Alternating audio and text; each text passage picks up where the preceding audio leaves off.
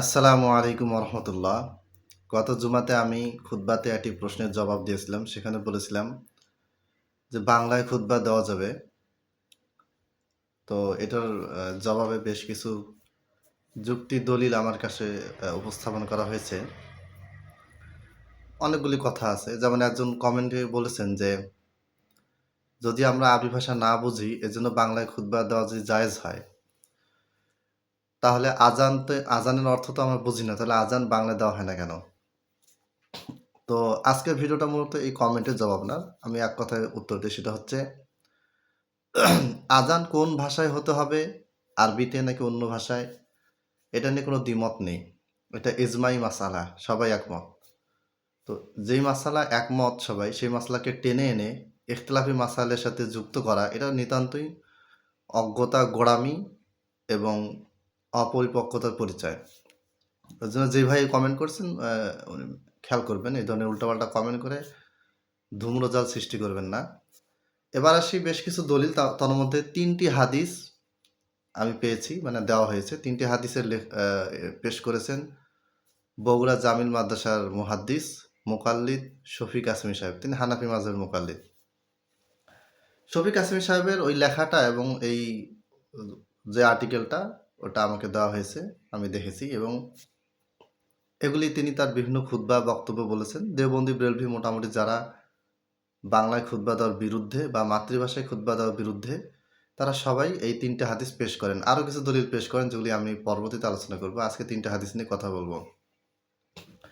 আমি এই মুহূর্তে মাকতাবা শামেলা বের করেছি। মাকতাবা শামেলার মুসান্নাফ ইবনে আবি সাহেবা 5324 নম্বর হাদিস। এই হাদিসটি ইমাম ইবনে আবি সাহেবা রাহিমাহুল্লাহ বর্ণনা করেছেন, যেটি মুকাল্লিদ শফিক আসমি সাহেব তার লেখনীতে এবং বক্তব্যে দলিল হিসেবে একাধিকবার ব্যবহার করেছেন। আচ্ছা, হাদিসটা কি? হাদিসটা হচ্ছে আন ওমর ইবনুল খাত্তাব রাদিয়াল্লাহু তাআলা আনহু قال ইন্নামা জুইলাতিল খুতবাতু মাকানা রাকাতাইন। অর্থাৎ ওমর রাদিয়াল্লাহু তাআলা আনহু থেকে বর্ণিত, তিনি বলেন যে জুমার খুতবাটা 2 রাকাতে স্থলাভিষিক্ত। অর্থাৎ জুমার সালাত আগে 4 রাকাত ছিল, পরে 2 রাকাত রাখা হয়েছে এবং বাকি 2 রাকাতের স্থলাভিষিক্ত হিসেবে খুতবাকে রাখা হয়েছে। তো এই হাদিস থেকে যেটা বোঝানো হচ্ছে সেটা হচ্ছে যে যেহেতু 2 রাকাত সালাত বা সালাত 3 রাকাত হোক, 4 রাকাত হোক, যেটাই হোক, এবাদত যেহেতু তাওকিফি, অর্থাৎ কোনো পরিবর্তনযোগ্য নয়, যেভাবে আল্লাহ নবী সাল্লাল্লাহু আলাইহি ওয়াসাল্লাম করেছেন সেভাবেই করতে হবে, এটাই যেহেতু এবাদতের মূল শর্ত। আর খুতবা যেহেতু 2 রাকাত সালাতের স্থলাভিষিক্ত, তার মানে 2 রাকাত সালাত এবাদত, সেখানে কোনো পরিবর্তন করা যাবে না। আর ওটার স্থলাভিষিক্ত হিসেবে খুতবাকে আনা হয়েছে, খুতবাতেও কোনো রকম পরিবর্তন আনা যাবে না। অতএব আল্লাহ নবী সাল্লাল্লাহু আলাইহি ওয়াসাল্লাম যেভাবে আরবিতে খুতবা দিয়েছেন সেভাবে দিতে হবে। বাংলা, ইংরেজি বা অন্য কোনো ভাষায় দিলে সেটা এবাদতের ভিতরে বিকৃতি সাধন হবে, বেদাত হয়ে যাবে। আচ্ছা, ঠিক আছে, রেওয়ায়েতের বক্তব্য ভাষ্য ঠিক আছে, কিন্তু সমস্যাটা অন্যখানে। সমস্যাটা হচ্ছে এই রেওয়ায়েতটা বর্ণনা করেছেন ইমাম ইবনে আবি সাহেবা রাহিমাহুল্লাহ। তিনি শুধু হাদিস বর্ণনা করেননি, তিনি সুন্দর করে পুরো সনদটাও তুলে দিয়েছেন, সূত্রটাও তুলে দিয়েছেন। সূত্রটা কি, সনদটা কি? হাদ্দাসানা হুসাইমুন ক্বালা আখবারানা হিশাম ইবনু আবি আবদিল্লাহি আন ইয়াহইয়া ইবনি আবি কাসির ক্বালা হুদ্দিসতু আন উমর ইবনুল খাত্তাব। অর্থাৎ ইমাম ইবনে আবি সাহেবা রাহিমাহুল্লাহ তিনি বর্ণনা করেছেন তার ওস্তাদ হিশাম থেকে। হিশাম বর্ণনা করেছেন হিশাম বিন আরেকজন হিশাম থেকে। দ্বিতীয় যে হিশাম, হিশাম বিন আবি আবদুল্লাহ, তিনি হিশাম নাকি হুসাইম, এটা নিয়ে একটু বিতর্ক আছে, বাদ দিলাম। আবার ইমাম ইবনে আবি সাহেবা বর্ণনা করেছেন কার কাছ থেকে? হিশাম থেকে। হিশাম বর্ণনা করেছেন তার ওস্তাদ আরেকজন হিশাম থেকে, আলাদা, এই হিশাম আলাদা। তিনি বর্ণনা করেছেন ইয়াহিয়া বিন আবি কাসির থেকে। ইয়াহিয়া বিন আবি কাসির বলতেছে যে আমাকে ওমর বিন খাত্তাব থেকে হাদিস বর্ণনা করা হয়েছে। তাহলে 5 জন রাবী।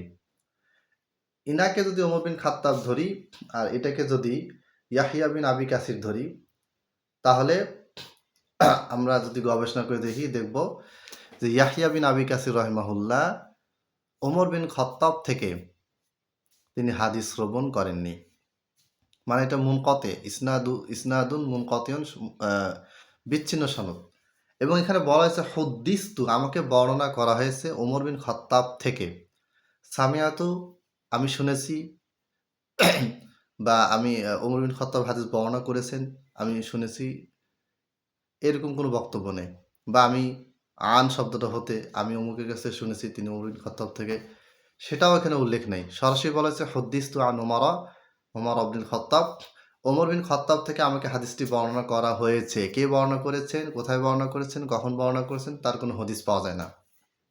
অর্থাৎ এই সনদটি মুনকাতে, বিচ্ছিন্ন সূত্রে বর্ণিত, এটি কখনোই গ্রহণযোগ্য নয়। হ্যাঁ, হানাফি মাযহাবের ভাইদের কাছে গ্রহণযোগ্য হতেও পারে, আমাদের কাছে এটা মোটেও গ্রহণযোগ্য নয়।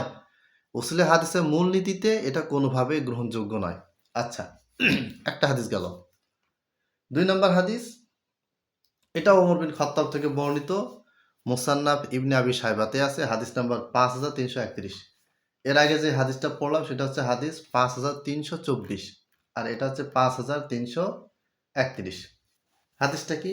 আন ওমর ইবনুল খাত্তাব রাদিয়াল্লাহু আনহু قال কানাতিল জুমুআতু আরবাআন, জুমার সালাত আগে কয় রাকাত ছিল? 4 রাকাত। ফাজুইলাত রাকাতাইনি মিন আজলিল খুতবা, খুতবার কারণে 2 রাকাতকে কি করা হলো? বাদ দেওয়া হলো, আর বাকি 2 রাকাতটা খুতবার স্থলাভিষিক্ত। যেটা পূর্বে যে হাদিসটা বললাম ওই হাদিস, আর এই হাদিসের মর্ম একই সাহাবী ওমর বিন খাত্তাব থেকে বর্ণনা করা হয়েছে। আচ্ছা, দেখেন ইমাম ইবনে আবি শাইবা রাহিমাহুল্লাহ আবারও কিন্তু সনদ মতন 2টা উল্লেখ করছেন সনদ সহ। ইমামগণ আল্লাহ তাদের উপর রহম করুন, তারা সনদগুলি অত্যন্ত পরিশ্রম করে সনদগুলি তারা বর্ণনা করেছেন, তাদের কিতাবে লিখে গেছেন। কেন? যেন আপনি আমি চেক করে দেখতে পারি। আচ্ছা, এখানে কি সমস্যা? এখানে যে সনদটা আছে সেটা হচ্ছে ইমাম ইবনে আবি শাইবা বর্ণনা করেছেন ওয়াকি হতে, ওয়াকি বর্ণনা করেছেন আউজাই হতে, আউজাই বর্ণনা করেছেন আমর বিন শুআইব হতে, আর আমর বিন শুআইব বর্ণনা করেছেন ওমর বিন খাত্তাব হতে। তাহলে এই যে ইমাম ইবনে আবি শাইবার ওস্তাদকে ওয়াকি, ওয়াকি বর্ণনা করেছেন কার কাছ থেকে? আউজাই হতে। আউজাই বর্ণনা করেছেন কার কাছ থেকে? আমর বিন শুআইব হতে। আমর বিন শুআইব বর্ণনা করেছেন কার কাছ থেকে? ওমর বিন খাত্তাব থেকে। ঠিক আছে? এই আমর বিন শুআইব আর ওমর বিন খাত্তাব, এই দুজনের মাঝখানে গ্যাপ রয়েছে। অর্থাৎ আমর বিন শুআইব রহিমাহুল্লাহ তিনি গ্রহণযোগ্য রাবী, তিনি ওমর বিন খাত্তাব থেকে হাদিসটি শ্রবণ করেননি। এজন্য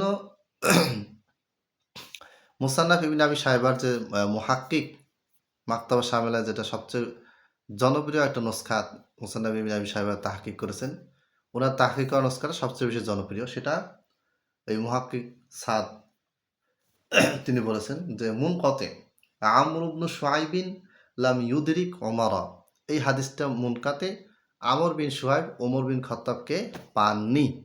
হাদিস শ্রবণ তো দূরের কথা, তাকে পাননি, তার জামানাই পাননি। যদি বলে জামানা পেয়েছেন মেনে নিব যুক্তি খাতিরে, কিন্তু হাদিস শ্রবণ তিনি তার কাছ থেকে করেননি। তাহলে 2টা হাদিস গেল, 2টাই কিন্তু ওমর বিন খাত্তাব থেকে বর্ণিত, 2টা আলাদা সনদে বর্ণিত, 2টাই মুনকাতে, 2টাতেই কি রয়েছে? প্রবলেম রয়েছে। আচ্ছা, প্রথম যে হাদিসটা বলেছিলাম সেখানে আরেকটা প্রবলেম বলতে ভুলে গেছি, সেটা হচ্ছে ইয়াহইয়া বিন আবি কাসির তিনি এবং ওমর বিন খাত্তাবের মাঝখানে কোনো একজন রাবি আছে বলে সন্দেহ করা হচ্ছে, মনে করা হয়, এবং সেই রাবিটা হচ্ছেন মাজহুল, অপরিচিত। ঠিক আছে? আচ্ছা, এবার 3 নম্বর হাদিসে আসি। 3 নম্বর হাদিস একই বক্তব্য ইমাম বাইহাকি রাহিমাহুল্লাহ বর্ণনা করছেন তার আস সুনানুল কুবরা গ্রন্থে 5703 নম্বর হাদিস।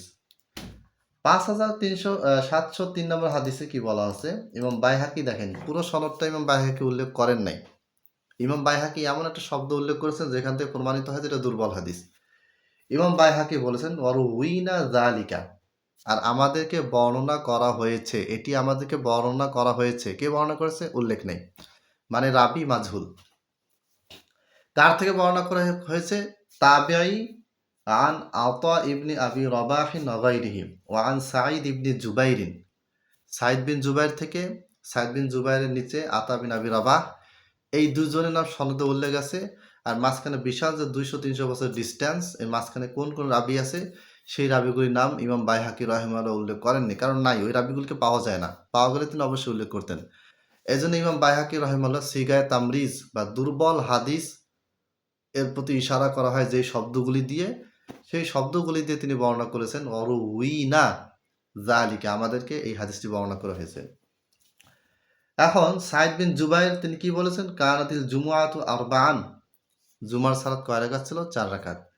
ফাজুইলাতিল খুতবাতু মাকানা রাকাতাইন, অতঃপর খুতবাকে 2 রাকাত সালাতের স্থলাভিষিক্ত করা হলো। 4 রাকাত ছিল, 2 রাকাত কেটে খুতবা দেওয়া হলো, আর 2 রাকাত কি থাকলো? বহাল থাকলো। এটাও ওই একাধিক মাজহুল রাবি, সনদ পাওয়া যাচ্ছে না, সনদের অধিকাংশ অংশই বাতিল, খুঁজে পাওয়া যাচ্ছে না। এটাও দুর্বল রেওয়ায়াত, দুর্বল হাদিস। তাহলে 3টি হাদিসের কোনোটাই, 3টি সনদে বর্ণিত একই বক্তব্য, একই মর্মের 3টি সনদে বর্ণিত 3টি রেওয়ায়াত, এগুলি কোনোটাই গ্রহণযোগ্য নয়, প্রমাণিত নয়। যদি মুকাল্লিদ শফি কাসিমি সাহেব বা রেজাউল করিম আবরার সাহেব বা যারা আছেন, বড় বড় জ্ঞানীগুণী ব্যক্তি যারা আপনারা আছেন, আমি আপনাদেরকে মহব্বত করি, সম্মান করি, আপনারা যদি এই সনদগুলি সহি প্রমাণ করতে পারেন, আমি আহমদুল্লাহ শহীদপুরি অবশ্যই আমার এই ভিডিও থেকে সংশোধনী দিয়ে আমি একটা ভিডিও দিব, এবং আমার ভুল থেকে আমি প্রকাশ্যে এলান করব যে আমি ভুল করেছি, আমি যে হাদিসগুলিকে জয়ীফ বলেছি সেগুলি জয়ীফ না, সেগুলি সহি। তো এই ব্যাপারে আপনাদের কাছে আমার উদাত্ত আহ্বান থাকবে, অনুরোধ থাকবে, আপনারা সময় পেলে জবাব দিবেন, নাহলে আপনাদের ছাত্ররা আছে অথবা যে কেউ আপনাদের পক্ষ থেকে যে কেউ জবাব দিতে পারে, কোনো সমস্যা নেই। তাহলে আজকে এ পর্যন্তই। আসসালামু আলাইকুম রহমতুল্লাহ।